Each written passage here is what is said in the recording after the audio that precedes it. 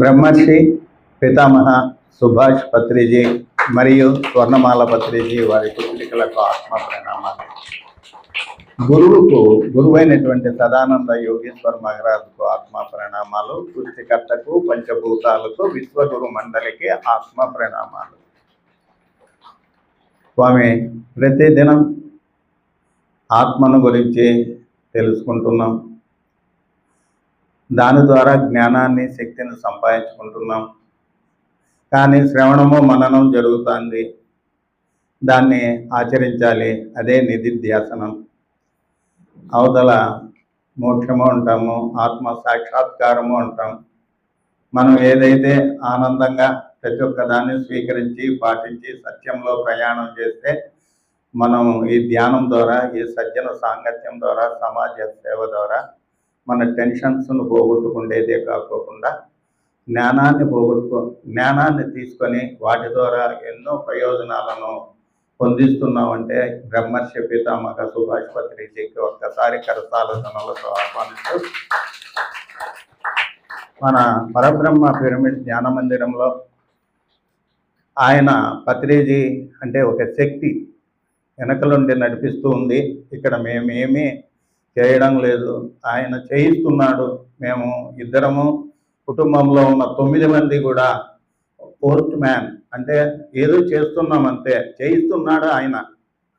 ఆ విధానంగా మనం డైలీ 5 నుంచి 8 వరకు ఈ కార్యక్రమాలు పెట్టుకుంటున్నాం. దీంట్లో ప్రతిదినం మనకి అనంతపూర్లో విజయ్ కుమార్ సారు, అట్లే మురళీ సారు అందరికీ తెలిసిన విషయమే. మన పరబ్రహ్మ పిరమిడ్కి 25 ఎపిసోడ్లు మనకి ఇచ్చి అనంతమైనటువంటి జ్ఞానాన్ని మనకు ప్రసాదించినటువంటి పత్రిజీ జ్ఞానాన్ని ప్రసాదించినటువంటి జ్ఞానరత్న విజయ్ కుమార్ గారికి మన పరబ్రహ్మ పిరమిడ్ తరఫున కరతాళ ధ్వనులతో మాట్లాడడానికి అవకాశం ఇస్తున్నాం స్వామి. జై హో పత్రిజీ, జై హో.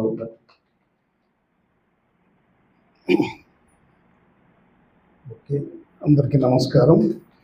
ఒకసారి పత్రిజీ గారి సదానంద యోగ క్లాస్, పరబ్రహ్మ పిరమిడ్కి పాండురంగ గారి విజయలక్ష్మి మేడం గారి క్లాస్.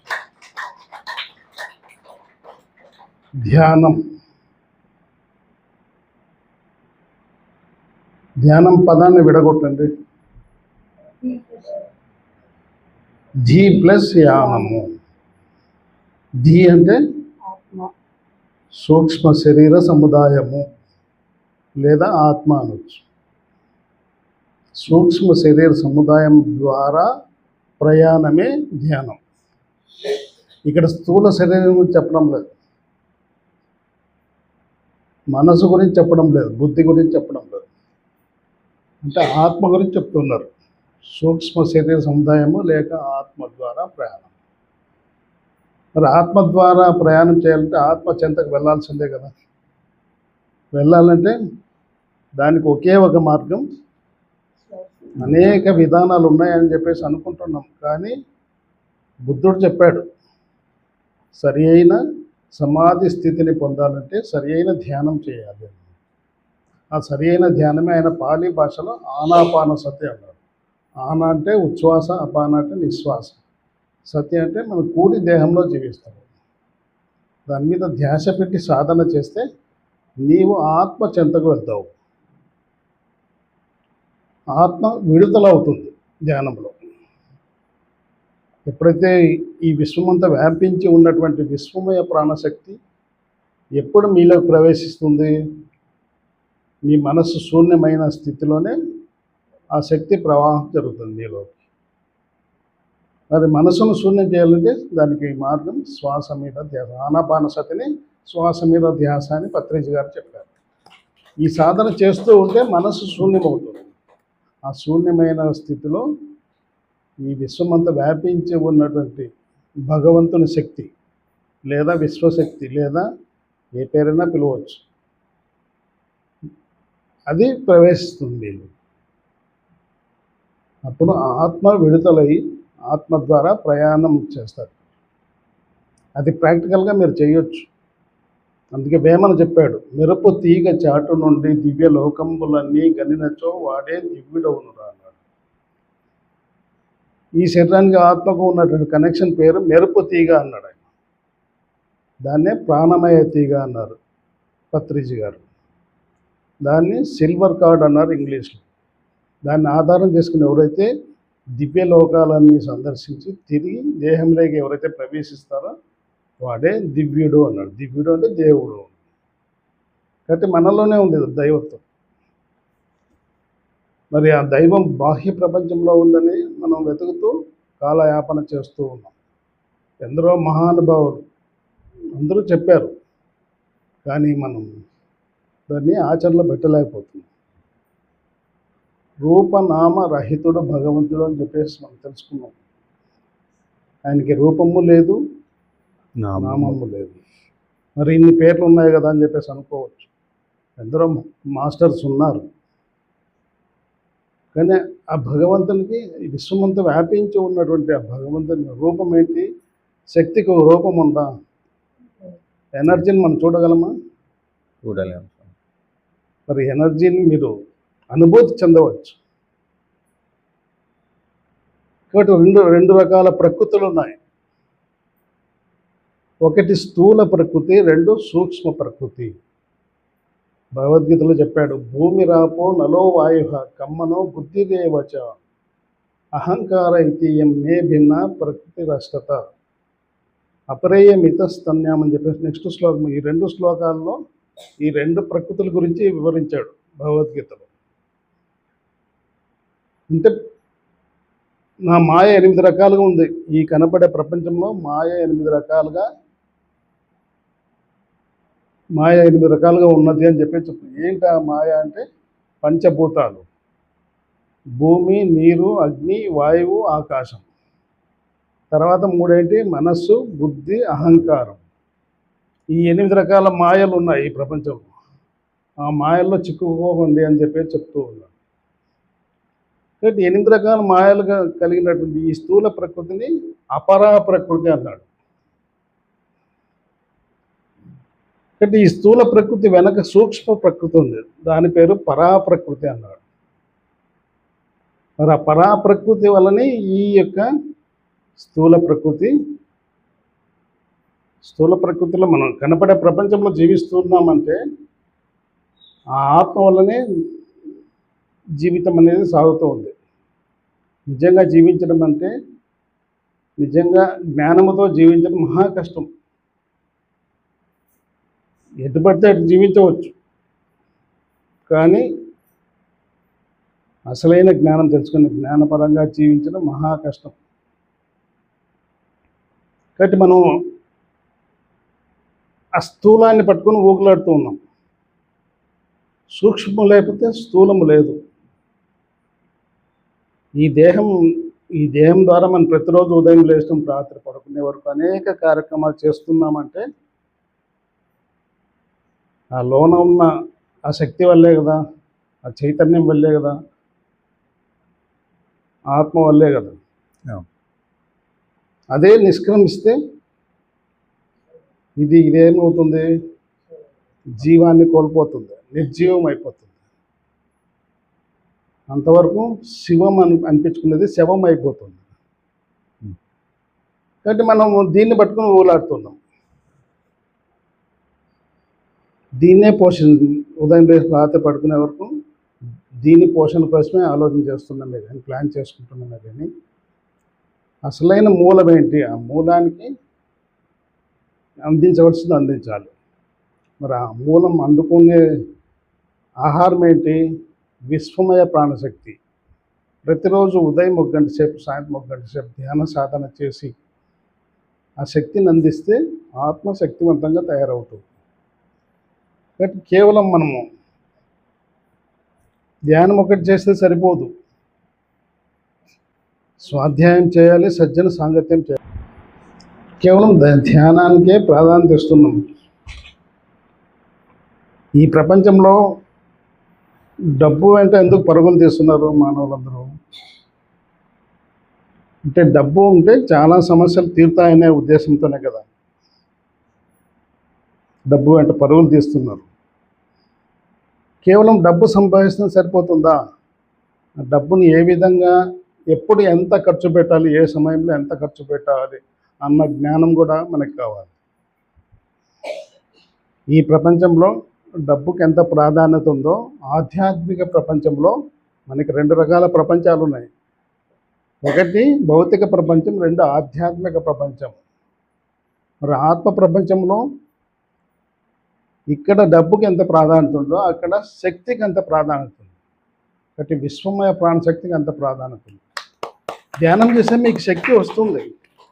కేవలం శక్తిని సంపాదించుకుంటే సరిపోదు, దాన్ని సద్వినియోగం చేసుకునే జ్ఞానం కూడా మీ దగ్గర ఉండాలి. చాలామంది ధ్యానం చేసి లేచిపోతూ ఉంటారు. ఏదో మనకేదో చాలా ఇంపార్టెంట్ పని ఉండదు, ఏమీ ఉండదు అక్కడ. ఈ ప్రపంచంలో మీకు ధ్యానం తప్ప ఇంకొకటి వేరే విలువైనది ఏది లేదు ఈ ప్రపంచంలో అన్నది ప్రతి ఒక్కరు గుర్తించాలి. ప్రతి క్షణం ఎంత తెలుసుకున్నా మాయలో పడుతుంటారు. బయట మాయకు చిక్కుకోకుండా మీరు జీవించాలంటే ఈ యొక్క కనపడే ప్రపంచానికి అవసరమే, కానీ ఆ సూక్ష్మ ప్రపంచం,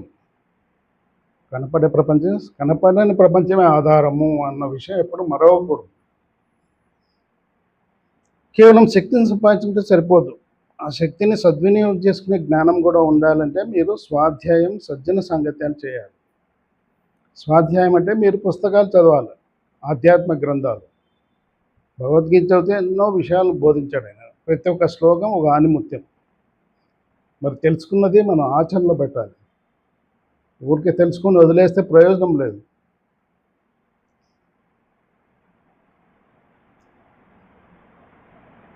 ఎక్కడున్నాం మనము? పరబ్రహ్మలో అనొద్దండి, టాపిక్లో ఎక్కడున్నాం? మధ్యలో అడుగుతూ ఉంటాం, చెప్పాలి. కాబట్టి కేవలం ధ్యానం చేస్తే సరిపోతుందని చెప్పేసి లేచిపోతే నష్టం మీకే. కాబట్టి అక్కడేం ప్రపంచంలో ఏం మునిగిపోయే ₹1,00,00,000 వస్తుందన్నా కూడా వదిలిపెట్టి మీరు ఇక్కడ రావాలి. కాబట్టి స్వాధ్యాయం, పుస్తకం చదవడానికి ఎవరితో అవసరం లేదు. మీరు ఒంటరిగా కూర్చొని ఎట్లా ధ్యానం చేసుకున్నారో అట్లా ఒక్కరే కూర్చొని ధ్యానం చేసుకోవచ్చు. అలాగే స్వాధ్యాయం కూడా ఒక్కరే కూర్చొని చదవచ్చు. కానీ సజ్జన సాంగత్యానికి ఇంతమంది సజ్జనులు కావాలి. ఆ సజ్జన సాంగత్యం మీకు అవకాశం ఇస్తుంది ఈ యొక్క పరబ్రహ్మ పిరమిడ్ ధ్యాన కేంద్రం. అంటే సజ్జన సాంగత్యం, త్రిజగతి సజ్జన సంగతి రేఖ భవతి భవార్ణవ తరణే నౌక అని చెప్పేసి ఆదిశంకరాచార్య వారు చెప్పారు. త్రిజగత్, భూలోకము, భూవర్లోకం, సువర్లోకాలు, ఈ 3 లోకాల్లో నువ్వు సజ్జన సాంగత్యం చేయి. కేవలం భూలోకంలోనే కాదు, భూవర్లోకంలో చేయాలి, సువర్లోకంలో కూడా చేయాలి. అప్పుడు ఈ యొక్క సంసారం అనే సముద్రాన్ని నువ్వు అవలీలగా దాటుకోగలవు అని చెప్పేసి చెప్తూ ఉన్నాడు. కాబట్టి ఆయన చెప్పాడంటే ఎంతో అనుభవ జ్ఞానంతో చెప్పాడు. కాబట్టి మనము లాస్ట్ టైం ఒక కాన్సెప్ట్ తెలుసుకున్నాం, నీల్ డోనాల్డ్ వాల్స్ అని చెప్పేసి ఈ ప్రపంచంలోకి వచ్చే ప్రతి శిశువు, గర్భం దాల్చే ప్రతి శిశువు 5 సహజ భావాలతో ఈ లోకానికి వస్తాడని చెప్పేసి మనం తెలుసుకున్నాం. ఏంట 5 భావాలు, సహజ భావావేశాలు? మనం వింటే సరిపోదు, ఇక్కడ స్థిరంగా ఉంచుకోవాలి. మనం ఒకసారి విన్నది మరీ చెప్తూ ఉంటే ఆల్రెడీ విన్నాం కదా అని చెప్పేసి అనుకుంటాం. నిజంగా మీరు విని ఇక్కడ స్థిరంగా ఉంచుకుంటే మీరు చెప్పగలగాలి. ఏంట 5 సహజ భావాలు? మేడం రాసుకొని చెప్తోంది. విషాదము, కోపము, భయము, ఈర్ష్య, ప్రేమ. అలాగే ఆ సహజ భావావేశాల్ని వ్యక్తం చేయనీయడం లేదు. కుటుంబ సభ్యులు కానీ, సమాజంలో ఉన్నటువంటి బంధుమిత్రులు కానీ. అందువల్లనే ప్రపంచం ఈ విధంగా తయారైంది. ఆ సహజ భావావేశాల్ని వ్యక్తం చేయనీయాలి. అంటే వాళ్ళకి స్వేచ్ఛనివ్వాలి. వాళ్ళు ఏదైనా వ్యక్తం చేస్తున్నప్పుడు వ్యక్తం చేయనివ్వాలి. మనం అడ్డు తగలకూడదు. మిగిలిన ప్రపంచంలో 84 లక్షల జీవరాశులు ఉన్నాయని చెప్పేసి అంటారు. అందులో మానవులు మాత్రమే కాదు, జంతు జాతి ఉంది, పక్షి జాతి ఉంది, జలచరాలు ఉన్నాయి, వృక్షాలు ఉన్నాయి, ఖనిజాలు ఉన్నాయి. అవన్నీ సక్రమంగా జీవిస్తూ ఉన్నాయి. ఆ సృష్టికర్త ఇచ్చినటువంటి డ్యూటీ ప్రకారంగా సవ్యంగా జీవిస్తూ ఉన్నాయి. వాటికి పుట్టుతున్నటువంటి బిడ్డలకు సహజ భావాల్ని వ్యక్తం చేయడానికి పూర్తి స్వేచ్ఛనిస్తున్నాయి ఆ జంతు జాతులు కానీ పక్షి. కానీ మానవుడు మాత్రమే అడ్డు తగులుతూ ఉన్నాడు, ఆ పిల్లవాడు ఎదగనీయకుండా. మరి అలాంటి విషయాలే ఓషో రజనీష్ గారు తెలుసా మీకు? ఓషో రజనీష్, ఆయన గ్రేట్ మాస్టర్. ఆయన కూడా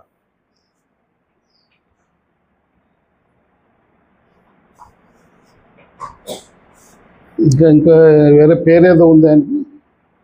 ఓషో భగవాన్ రజనీష్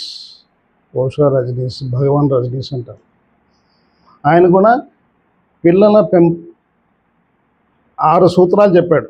పిల్లల్ని ఏ విధంగా మనం పెంచాలి అనేది 6 సూత్రాలు చెప్పాడు.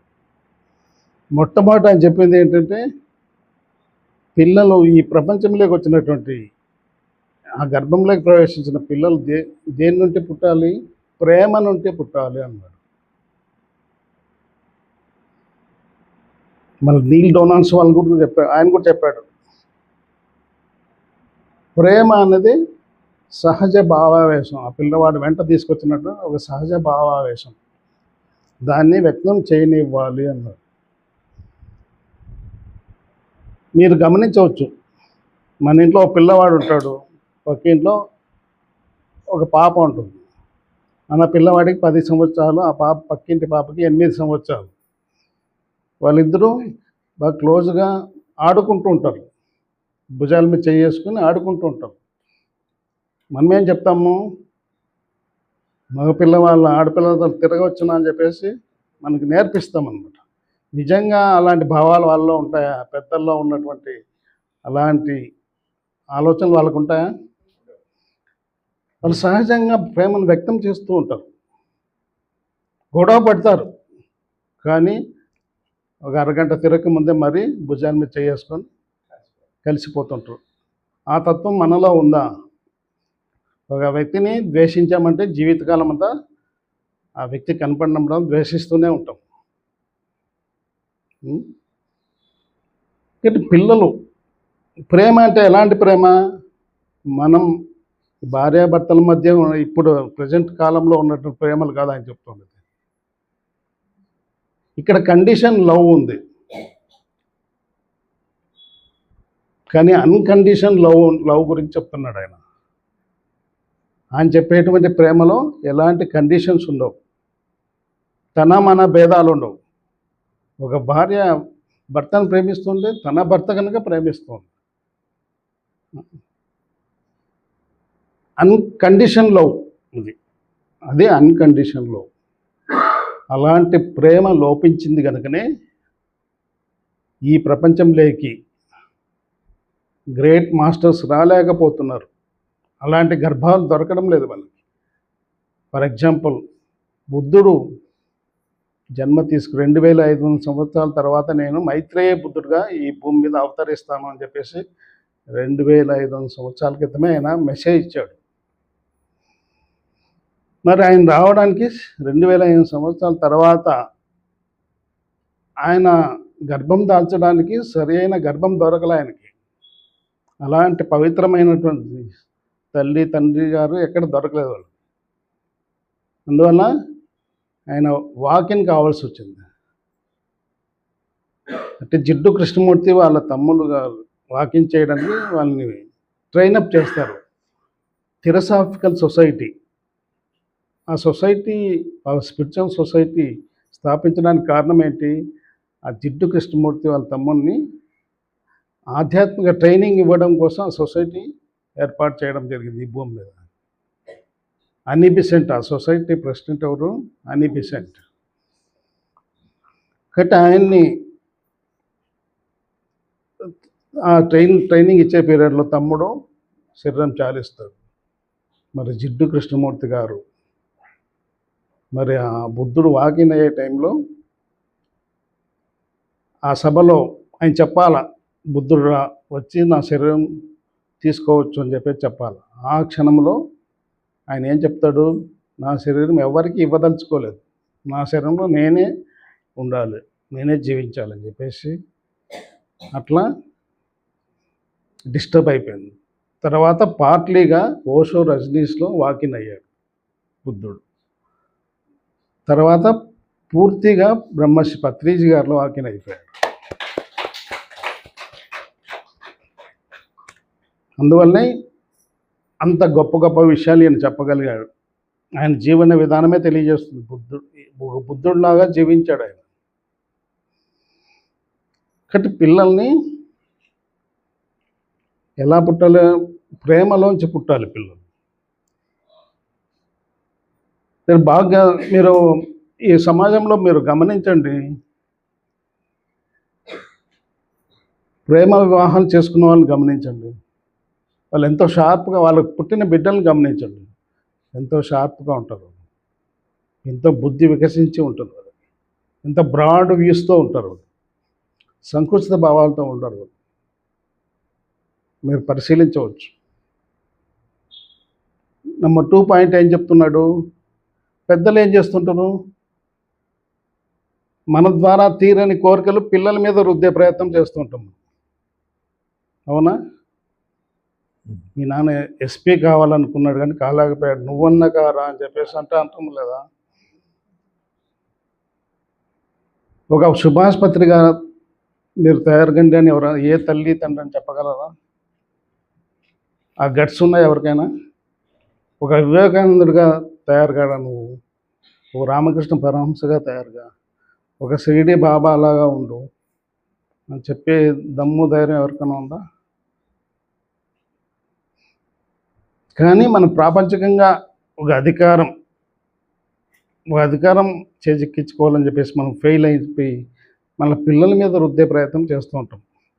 స్వాభిరుచి పిల్లల ద్వారా తీర్చుకోవడం అనేది ఒక సరికాని లక్షణం. అది క్రూరమైనటువంటి చర్య. అది అలా మనం గమనిస్తే తెలుసుకోవచ్చు. మన సబ్జెక్ట్ కొద్దిగా నిదానంగా ఉంటుంది, కొద్దిగా ఓపిక ఉండాలి, స్పీడ్గా చెప్పేంత ఇది ఉంటుంది. ఇక్కడ ఉన్నదే స్పీడ్గా వచ్చేస్తుంది. కాబట్టి అవగాహన చేసుకొని చెప్పాలంటే కొద్దిగా నిదానంగా, అయితే ఓపికగా వినాలి. తడబాటు కూడా ఉంటుంది, ఆ ఇబ్బందులు ఉన్నా కనుక అడ్జస్ట్ కావాల్సిందే, తప్పదు. కాబట్టి స్వాభిరుచిని పిల్లల ద్వారా తీర్చుకోవాలని చెప్పేసి ప్రయత్నం చేస్తుంటారు తల్లిదండ్రులు. అలాంటి ప్రయత్నం చేయకూడదు. ఎవరి కోసం వచ్చాడు ఆ పిల్లవాడు? వాడి కోసం వాడు వచ్చాడు. ఒక తల్లి కోసం వచ్చింది, తండ్రి కోసం వచ్చాడు, పిల్లవాడి కోసం వచ్చాడు. మరి మన ద్వారా కదా వచ్చింది అని చెప్పేసి మీరు అనవచ్చు. మన ద్వారా వచ్చినా కూడా వాళ్ళ లక్ష్యాలు పెట్టుకొని వచ్చారు. ఒక ఆత్మ ఈ భూప్రపంచం మీద శరీరం తీసుకోవడానికి మున్పు కొన్ని నిర్ణయాలు తీసుకొని వచ్చింది. ఏ దేశంలో పుట్టాలి, ఏ ప్రాంతంలో పుట్టాలి, ఏ భాషలో పుట్టాలి, ఏ మతంలో పుట్టాలి, ఏ కులంలో పుట్టాలి, తెల్లగా పుట్టాలా, నల్లగా పుట్టాలా, స్త్రీగా పుట్టాలా, పురుషుడిగా పుట్టాలా. మరి ఈ యొక్క మానవ జన్మలో నేను సాధించాల్సిన లక్ష్యాలు కూడా పెట్టుకొని వస్తాం. ఎన్నో లక్ష్యాలు ఉండొచ్చు, ప్రాపంచిక లక్ష్యాలు ఉండొచ్చు, ఆధ్యాత్మిక లక్ష్యాలు ఉండొచ్చు. ఆ లక్ష్యాలు నెరవేర్చుకోవడానికి వాళ్ళు ప్రయత్నం చేస్తూ ఉంటారు, కానీ మనం అడ్డుకునే ప్రయత్నం చేయకూడదు. మన యొక్క స్వాభిరుచిని పిల్లల ద్వారా తీర్చుకోవాలి అన్నది మనము మానివేస్తే వాడుగా ఎదుగుతాడు. ఇప్పుడు వచ్చిన ప్రతివాడు కారణ జన్ముడే ఈ లోకంలోకి వచ్చిన. ఒక రాముడు కారణ జన్ముడు కేవలం రాముడే కాదు, మనం ప్రతివాడు కారణ జన్ముడే. వాళ్ళు పెద్ద కారణంతో వచ్చారు, మనం చిన్న కారణం కోసం వచ్చాం. కాబట్టి ఎవరు ఏం కావాలో అది అయి తీరుతారు ఖచ్చితంగా. కానీ మనము వాళ్ళ మీద మన ఆలోచనలు రుద్దే ప్రయత్నం చేయకూడదు. మూడవ పాయింట్ ఏంటి? పెద్దల పట్ల వినయ విధేయత కలిగి ఉండాలి పిల్లలు అని చెప్పేసి మనం చెప్తూ ఉంటాం పిల్లలకి. అది కూడా తప్పే అంటాడు నేను.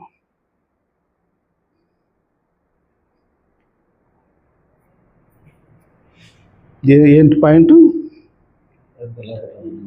గమ్మన్నట్టు మీరు చెప్పండి.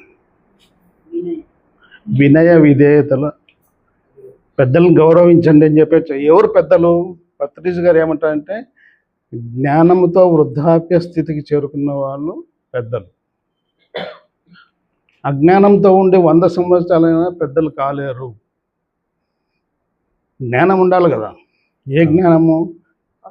ప్రపంచ జ్ఞానం అందరూ పొందుతున్నారు, కానీ ఉండవలసింది ఆధ్యాత్మిక. మౌలికంగా మనం పొందవలసిన జ్ఞానం ఏంటి? ఆధ్యాత్మిక జ్ఞానం పొందాలి. ఆ జ్ఞానం ఉండాలి. ఆ జ్ఞానంతో 100 సంవత్సరాలు నిండా ఇంత జ్ఞానం ఉన్నదంటే వాళ్ళు పెద్దవాళ్ళు. అలాంటి వాళ్ళ పట్ల వినయ విధేయత కలిగి ఉండాలి. పత్రిజీ గారు ఒక ఎగ్జాంపుల్ చెప్తాం. అనిల్ కుమార్ అని చెప్పేసి 16 సంవత్సరాల అబ్బాయి 1993 డిసెంబర్ 24న ఒక పౌర్ణమి క్లాస్ ఏర్పాటు చేశారు. ఆ అబ్బాయిలో సదానంద గారు వాకిన్ అయ్యారు, టెంపరీగా వాకిన్ అయ్యాడు. మరి గురువు కదా పత్రిజీ గారికి. ఆయన ఏం చేశాడు అప్పుడు? ఆ పిల్లవాడిని పైన కూర్చోపెట్టాడు, చైర్లో కూర్చోపెట్టి ఆయన కింద కూర్చున్నాడు. అది వినయ విధేయత అంటే. నిజంగా ఆయనలో ఆ ఏజ్ ఎక్కువ అనేది ఉంటే ఆయన కూర్చోగలడా కింద?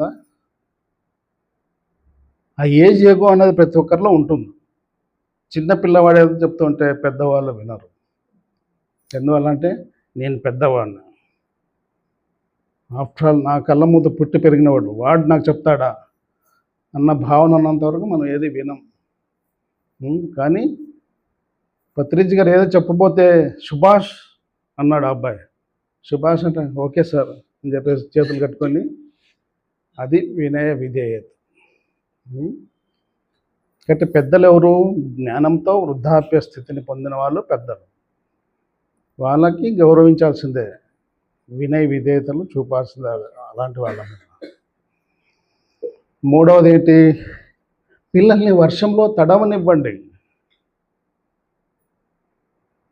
చిన్నతనంలో మనమంతా వర్షంలో తడిచే ప్రయత్నం చేస్తున్నప్పుడు మన తల్లిదండ్రులు అడ్డుకున్నారు, అవునా? ఏదో కారణాలు చెప్పేవాళ్ళు, జలుబు చేస్తుంది, జ్వరం వస్తుంది, ఎందుకు తడుస్తావు, మరి మాకు ఇబ్బందులు అని చెప్పేసి చెప్తూ ఉంటారు, అడ్డు తగులుతూ ఉంటారు. కానీ ఆ పిల్లవాడికేమో ఆ వర్షంలో తడవాలని ఉంటుంది, ఆ పరుగులు తీయాలని ఉంటుంది వర్షంలో. ఆ కోరిక అందరికీ ఉంది కదా. కానీ అది తీరకుండా మన పెద్దలు అడ్డుకున్నారు.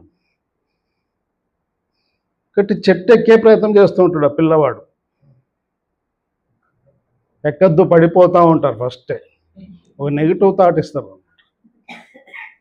ఆ పిల్లవాడికేమో ఎక్కాలని ఉంటుంది.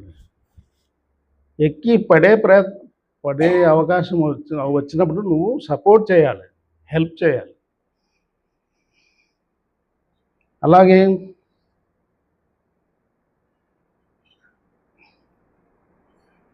ఇలాంటివి ఎన్నో చెప్పుకోవచ్చు మనం. తర్వాత 4వ పాయింట్ ఏంటి? మనం ప్రతిదానికి పిల్లవాళ్ళకి ఏమంటుంటాం? వద్దు, ఆ పని చేయవద్దు, వద్దు అంటుంటాం. ఓషో రజనీష్ గారు ఒకరింటికి గెస్ట్గా వెళ్ళాడు. గెస్ట్గా వెళ్తే ఆ లాన్లో ఆ పిల్లవాడు, ఇంట్లో ఒక పిల్లవాడు ఉండేవాడు. ఆ పిల్లవాడు లాన్లో ఆడుకుంటూ ఆడుకుంటుంటే ఓషో రజనీ ఒకడే ఉన్నాడు, ఆ అబ్బాయి ఉన్నాడు. పిల్లవాడిని దగ్గర పిలిచి నీ పేరేంటి బాబు అని అడిగాడు. కొద్దిసేపు ఆలోచన చేశాడు ఆ పిల్లవాడు. పోయిన వారం వరకు నా పేరు వద్దు అనుకున్నాను, కానీ వారం కిందట నన్ను స్కూల్లో చేర్పించారు. అప్పుడు నా పేరు అది కాదు వేరే అని చెప్పేసి తెలుసుకున్నాను. ఎంత లోతైన మాట. మన పిల్లవాళ్ళు ఏదైనా చేయడానికి ప్రయత్నం చేసే వద్దు, ఎందుకు వద్దో చెప్పం, ఆ జ్ఞానం మన దగ్గర ఉండదు. ఈ పని చేయవద్దు అని చెప్పినప్పుడు ఎందుకు చేయవద్దో చెప్పే జ్ఞానం కూడా మన దగ్గర ఉండాలి. కాబట్టి వద్దు అని చెప్పేసి మనం ఎప్పుడూ వాళ్ళని అడ్డుకునే ప్రయత్నం చేయకూడదు.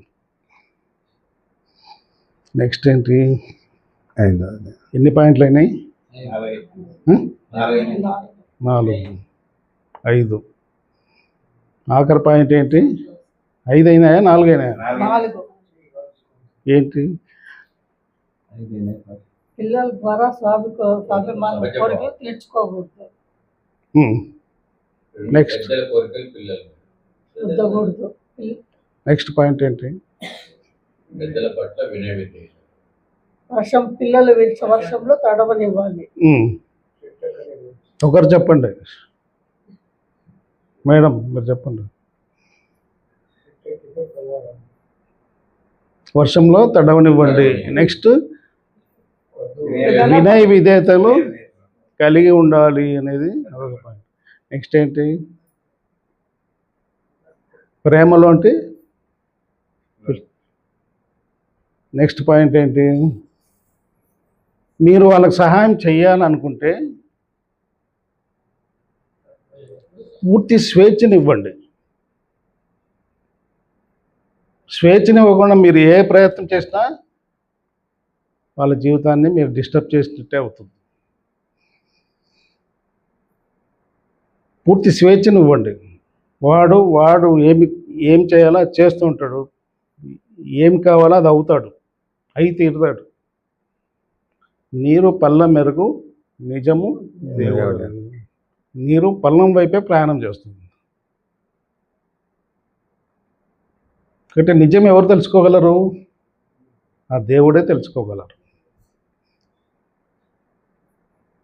మీ మనసులో ఏం ఆలోచనలు నాకేం తెలుస్తుంది? ఇక్కడ తెలుసుకునేవాడు ఒకడు ఉన్నాడు. ఆ తెలుసుకునే వాడు అందరిలో ఉన్నాడు. వాడి పేరే ఆత్మ. ఆత్మకి అన్నీ తెలుస్తాయి. లోగుట్టు పెరమాళ్ళకి ఎరుక అంటారు. లోగుట్టు పెరమాళ్ళు అంటే భగవంతుడే తెలుసుకోగలడు. మనకి తెలుస్తుందా? ఈ మనసుకు అందగలదా? సత్యం అందదు. సత్యాన్ని స్వీకరించే శక్తి ఈ మనసుకు లేదు. కానీ ఆ సత్యాన్ని గ్రహించేటువంటి శక్తిని మీరు సంపాదించుకోవాలంటే ఆ దివ్య నేత్రాన్ని మీరు సంపాదించుకోవాలి. మీరు త్రికాల పురుషులుగా తయారు కావచ్చు, త్రిలోక సంచారులుగా తయారు కావచ్చు. త్రికాల జ్ఞాని, భూత భవిష్యత్ వర్తమాన కాలాల్లో వాటి గురించి మీరు తెలుసుకోగలరు. త్రిలోక సంచారి, భూలోకము, భూర్లోకము, సువర్లోకము. ఒక శివుడే కాదు, మీకు కూడా ఆ శక్తి సామర్థ్యాలు ఆ సృష్టికర్త అందించాడు. మనం ఏం చేస్తున్నాం? ఆ శక్తి సామర్థ్యాలు అందరిలో ఉన్నాయి, కానీ బాహ్యంలో వెతుకుతూ ఉన్నాం. బాహ్యంలో వెతికినంతకాలం మీకు దొరకదు. ఒక వస్తువు ఇంట్లో పోగొట్టుకొని బయట వెతికితే ఎలా దొరుకుతుంది?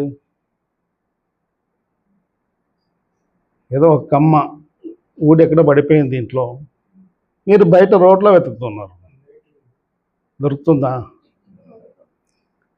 అలాగా మనలో ఉంది సర్వం. బ్రహ్మమనంగా వేరే పరదేశమున లేడు. బ్రహ్మమనంగా తానే బట్ట బయలు, తన్ను తాను ఎరిగిన తానే పో బ్రహ్మంబో అన్నాడు ఎవరో వేమన. బ్రహ్మం అంటే ఏడో ఇంకో ప్రాంతంలో లేడు. బ్రహ్మమనంగా తానే బట్ట బయలు, నీలోనే ఉన్నాడు. తన్ను తాను ఎరిగిన తానే పో బ్రహ్మంబో అన్నాడు. తను తాను తెలుసుకోవాలి. ఎందుకోసం వచ్చాం ఈ ప్రపంచంలోకి? రోటీ కపడా మకాన్ కోసమే రాలా. ఈ మూడింటి కోసం రాలా, కానీ ఆ మూడింటి కోసం తనలాడుతున్నాం, తాపత్రయం అంటే దానికోసం వెంపర్లాడుతూ ఉన్నాం. రోటీ కపడా మకాన్, ఈ ప్రపంచ మానవాళి 99% వాటి కోసం తప్పించిపోతున్నారు. మరి దాని తర్వాత పొందవలసినవి ఉన్నాయి కదా, ఎందుకోసం వచ్చాం? దేహం ఒక దేవాలయము, ఇందులో నివసించే జీవుడే దేవుడు అని తెలుసుకోవడం కోసం వచ్చాం. మరి దేవుడు లేడనుకో, అది దేవాలయం ఎట్లా అవుతుంది? మన దేహం చూస్తే ఆలోచన చేస్తున్నాం, పచ్చి కూరగాయలే పెట్టాలి, ఉడికేసుకొని తినకూడదు. పత్రికగా ఎప్పుడు చెప్పలే అట్లా. ఒకనొక సందర్భంలో కర్నూలు ధ్యానయజ్ఞం జరిగినప్పుడు ఒక మాస్టర్కి మైక్ ఇచ్చాడు. ఆ పేర్లతో పని లేదు మనకి. ఆయన ఉప్పు తినొద్దు, కారం తినొద్దు, మసాలాలు తినొద్దు అన్నీ లిస్టు చెప్తూ ఉన్నాడు. అంతేనా? సరే, ఈలోగా పత్రిజీ గారు వచ్చాడు. స్టేజ్ ఎక్కి మైక్ ఇప్పించుకొని ఆయన ఏం చెప్పాడు? ఉప్పు లేని తిండి ఒక తిండా, కారం లేని తిండి ఒక తిండా, అన్నీ తినండి, మాంసం మానేయండి, ధ్యానం చేసుకోండి అన్నాడు. మీరు మానవలసింది మాంసం మాత్రమే, ఇవి కాదు. ధ్యానం చేయండి, మీ జీవితాలు ధన్యమవుతాయి అన్నాడు. అంటే ప్రతి జీవిలో భగవంతుడు ఉన్నాడు అని చెప్తున్నారు. భగవద్గీతలో చెప్పారు, అందరూ చెప్పారు. అందరిలో శ్రీహరే అంతరాత్మగా ఉన్నాడు అని చెప్పేసి కీర్తన ద్వారా అన్నమాచార్యుల వారు చెప్పారు. కానీ అందరూ చెప్పారు. మనం ఏం చేయాలి మరి? ప్రతి జీవిని సంరక్షించే బాధ్యత మనం తీసుకోవాలా వద్దా? ఆహారం కోసం చంపి తినే ప్రయత్నం మనం మానేయాలి. తెలియనంత వరకు యుగాలు గడవచ్చు, తెలిసిన తర్వాత ఒక క్షణం కూడా మనం వృధా చేయకూడదు. సత్యంతో జీవించాలి. Okay, thank you very much. ఒక 5 నిమిషాలు ధ్యానం చేద్దాం.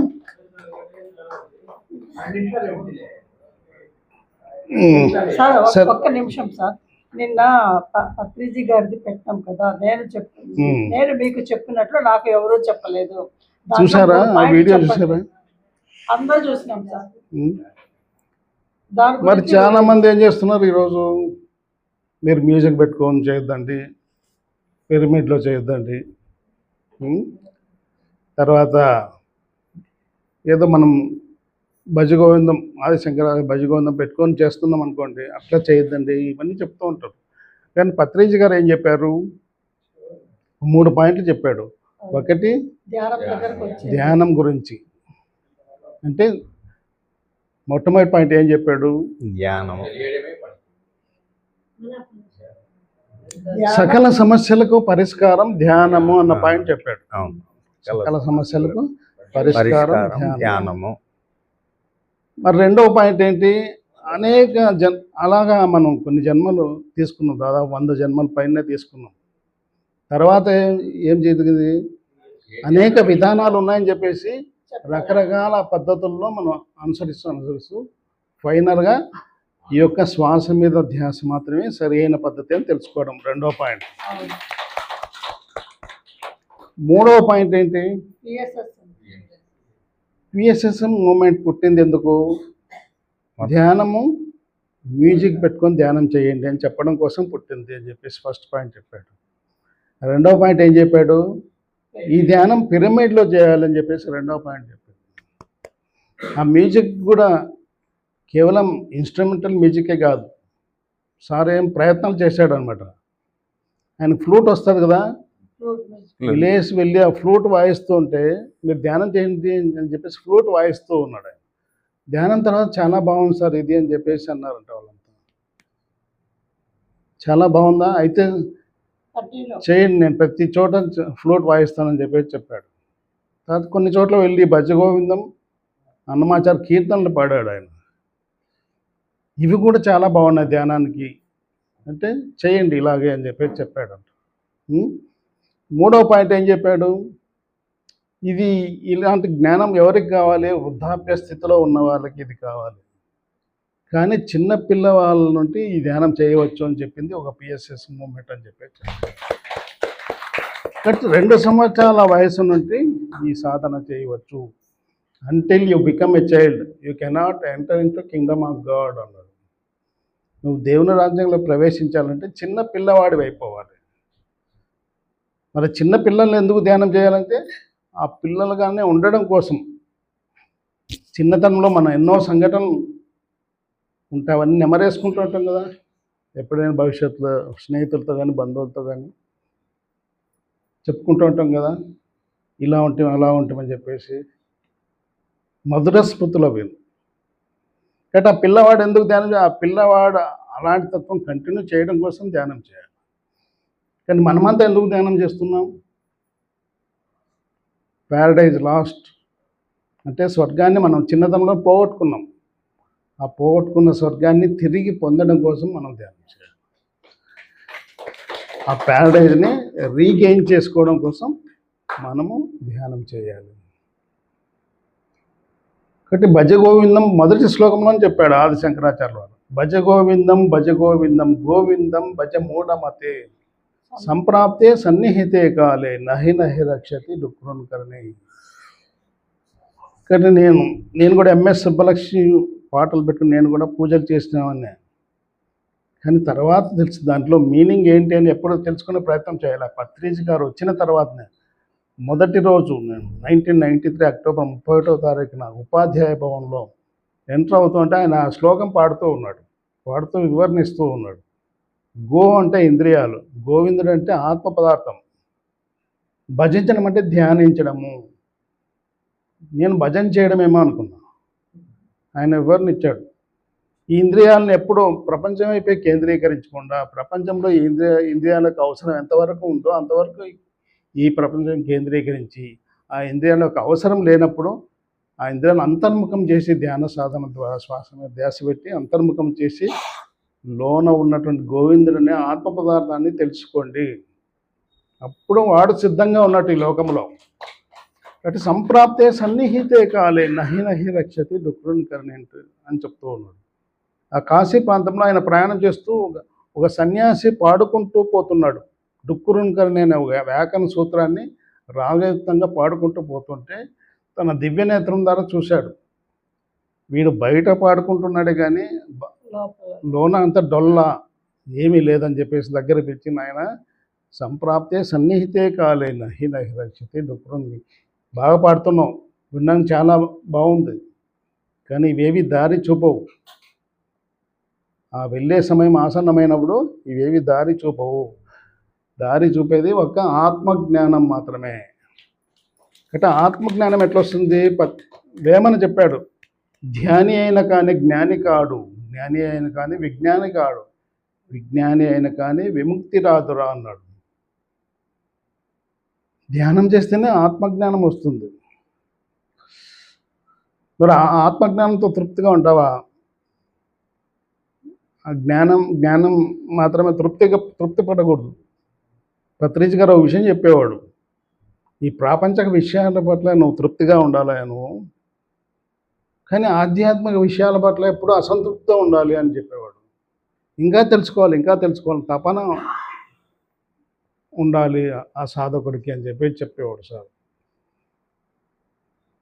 కాబట్టి జ్ఞానంతో తృప్తి పడకూడదు, విజ్ఞాని కావాలి. విజ్ఞాని అయిన కానీ విముక్తి రాదురా అన్నాడు. విజ్ఞానం అంటే అనుభవం, కేవలం నీ జ్ఞానమే కాదు, సకల చరా సృష్టి యొక్క జ్ఞానం కూడా సంపాదించుకోవడమే విజ్ఞానం. విజ్ఞాని అయిన కానీ విముక్తి రాదురా అన్నాడు.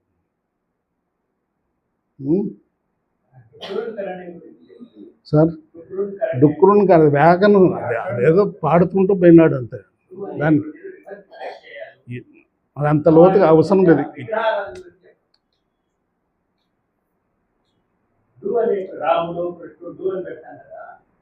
సార్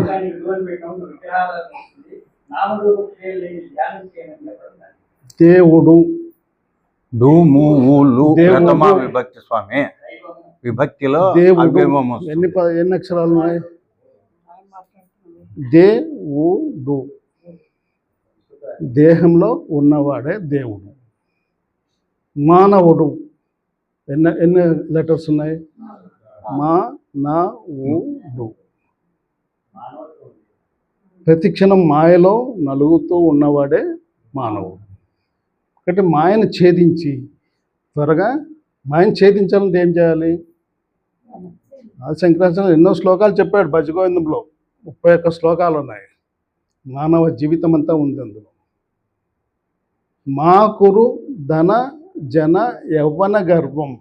నాకింత ధనం ఉంది, నాకింత యవ్వనం ఉంది. తర్వాత నా వెంట ఇంతమంది మార్బల్గం ఉన్నారు. ఎప్పుడూ గర్వపడవద్దు. హరతి నిమేషత్ కాలాసర్వం. అవన్నీ క్షణకాలంలో హరించుకుని పోతాయి. అవి నీవి కాకుండా పోతాయి క్షణకాలం. ఎప్పుడూ తుది శ్వాస వదిలిన క్షణమే అవి నీవి కావు. కాబట్టి త్వరగా ఈ మాయను ఛేదించాలంటే మాయామయమిదే అఖిలం భూత్వ బ్రహ్మపదం భవిష్య విదిత్వ అన్నాడు. ఆ మాయను త్వరగా ఛేదించాలంటే త్వరగా ఆ బ్రహ్మ పదార్థాన్ని తెలుసుకో. ఆ బ్రహ్మ పదార్థమే ఆత్మ పదార్థం. తెలుసుకోవాలంటే దానికి ఏకైక మార్గం పత్రి చెప్పినటువంటి ధ్యానం. శ్వాస మీద ధ్యాస. Okay, thank you. ఒక 2 నిమిషాలు ధ్యానం చేసి ముగిస్తాం. ఓకే. అందరికీ ఆత్మ ప్రణామాలు. స్వామి ఒక్క నిమిషం అనౌన్స్మెంట్. 22వ తేదీ నుంచి 28వ తేదీ వరకు తిరుపతిలో జరిగే ప్రపంచ శాంతి మహాసభం. అక్కడ మంచి సదస్సు, ప్రతిరోజు ఒక 2000 మంది కలిసేదానికి అక్కడ ప్లాన్ చేసినారు. మనకి 22వ తేదీ మనం అక్కడికి పోవాల్సి ఉంది. 28 వరకు కార్యక్రమాలు జరుగుతూ ఉంటాయి. మీరు అక్కడికి తిరుపతికి వెళ్ళగలిగే వాళ్ళందరూ లిస్ట్ ఇస్తే, ఎంతమంది వెళ్తారో అంతమంది లిస్ట్ ఇస్తే